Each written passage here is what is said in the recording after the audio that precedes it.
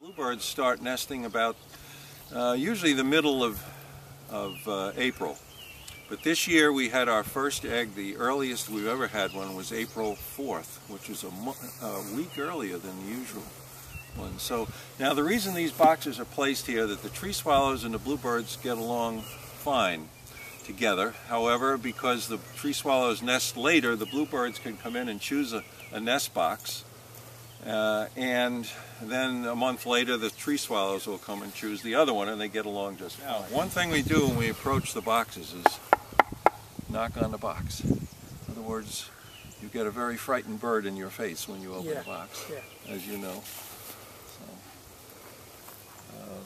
and you open it slowly. Okay, Vivian, what kind of a nest is this? That's the wren. All the sticks. That's a house wren. Yeah. You know, they'll claim a box and they just put these false nests around in there. So, well, what I read was that the male wren will go around and take as many as 13 spots and start nesting for at least 13 little places. And then he brings the female and she inspects each one and picks one. Sounds so, typical. He makes the final choice, huh? Whether there's granite countertops or whatever.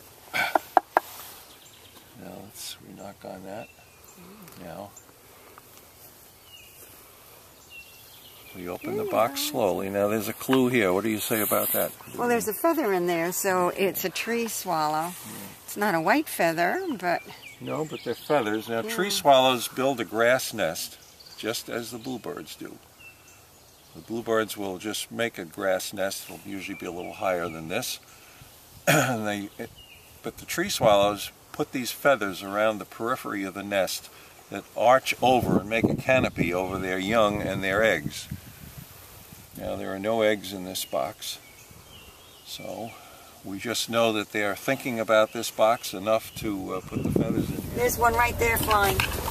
People that are seeing bluebirds never saw them here before, and now we have evidence, or actually a bluebird nest in a natural cavity near the manor house. Oh, yeah? And they fledged. Oh, there's a bluebird in that tree.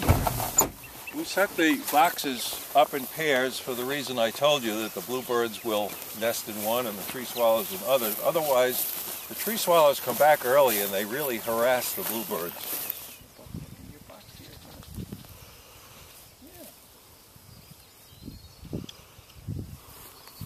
Okay, sir, you want to open that? Yeah.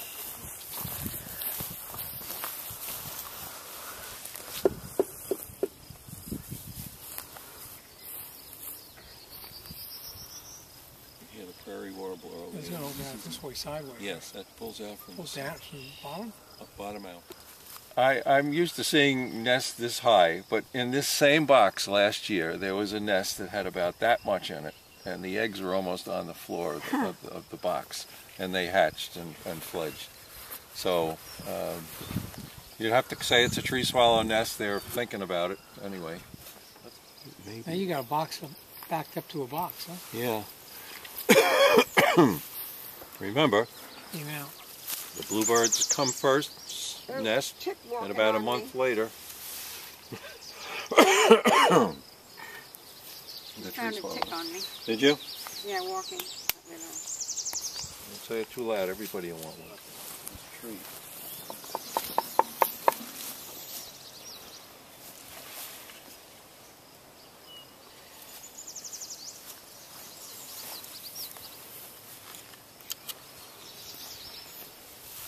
Where's the mirror? Look, it's a bluebird box. She's going in with a bug. Oh, Baby. There's fledglings in here. One egg and babies. Nestlings. Nestlings.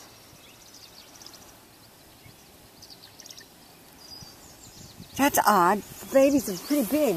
I see. Why is there still one egg? When do you call them fledglings and when do you call them nestlings? When does it become a fledgling? When they're gone?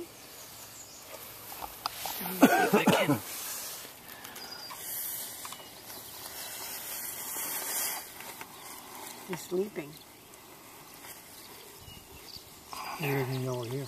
Well, at fledglings when they go out. Look at this. A trail of ants going all the way up in there. That's okay? Or should I just push them all in? Okay. Let me see if I have something.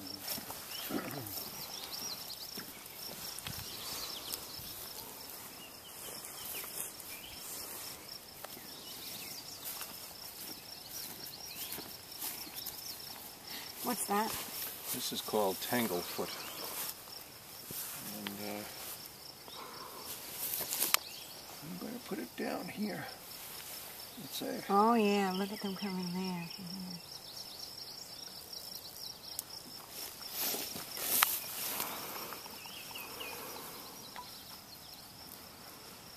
Now, is that just for insects, or what is that? Well, it's a mechanical preventative, actually. They just won't walk through. If they do, they get stuck in it. And now, to be honest with you, when I first started this, I read all kinds of things about be careful of ants and so on. And then I found out that ants are not really a serious problem, except if there should be a dead young or something in the, and that egg would not be a problem, by the way, because it's a closed circuit. You figure that egg's not going to hatch? No. Bluebirds eat all insects in the summertime. And in the wintertime, if they're around here, they'll eat berries or whatever they can eat. And some of the berries they get are the cedar berries. And Don Bindler has a picture of this tree with a male bluebird up there with an insect in his mouth. It had to be in the latter part of the season. And all the blueberries on the tree. It was I thought it was a great example of what bluebirds eat, sitting on them in there. So cedars are very protective too, because they're tight and the birds can sit in there in bad weather. Now this is interesting. You get to learn what they might eat. There's a nice fat beetle that they got, ground beetle. And this looks like a grasshopper here. See his head? Yeah, 5 healthy looking eggs. The one is covered by a feather there, which we won't. Well, that's good. You know, this is a brand new box. Just put here. So, what water is that over there? that's the lake in the middle of Mashomack. There's a lake here? Yeah. I didn't know that. Because the color of it is so blue. No, I'm just kidding. Oh, come on. Where is it then?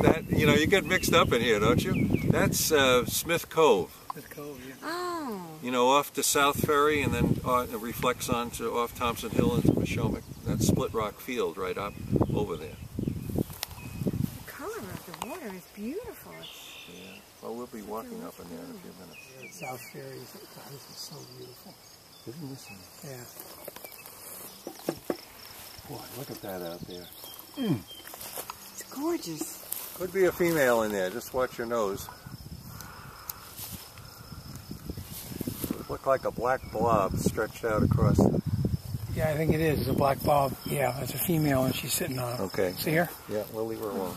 Okay. Female TSON. I can see her little eyes. On nest. You can see her little eyes blinking.